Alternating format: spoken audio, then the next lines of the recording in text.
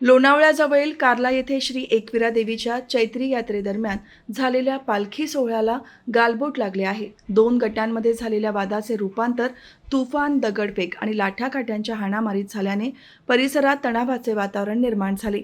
या घटनेत सुमारे 60 ते 70 जण जखमी झाले असून यामध्ये महिला, मुली तसेच पोलिसांचाही समावेश आहे. रायगड, ठाणे, रत्नागिरी, सिंधुदुर्गसह मुंबई, नवी मुंबई आणि पनवेल परिसरातून कोळी आणि आगरी समाजातील लाखो भाविक या यात्रेसाठी कार्ला गडावर दाखल झाले होते. बुधवारी सायंकाळी 6:30 वाजता देवीच्या पालखीचा सोहळा मोठ्या उत्साहात पार पडला. मात्र रात्री 8च्या सुमारास 2 गटांमध्ये किरकोळ कारणावरून वाद झाला आणि त्याचे रूपांतर हिंसक संघर्षात झाले. घटनेची माहिती मिळताच पोलिसांनी तात्काळ घटनास्थळी धाव घेत परिस्थिती नियंत्रणात आणण्याचा प्रयत्न केला.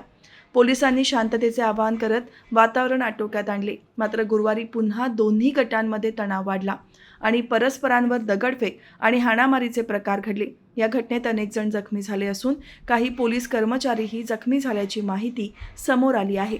जखमींवर जवळच्या रुग्णालयात उपचार सुरू आहेत. दरम्यान या घटनेमुळे एकविरा देवीच्या पवित्र यात्रेला गालबोट लागल्याची भावना भाविकांमधून व्यक्त होत असून पोलिसांकडून परिसरात कडेकोट बंदोबस्त ठेवण्यात आला आहे.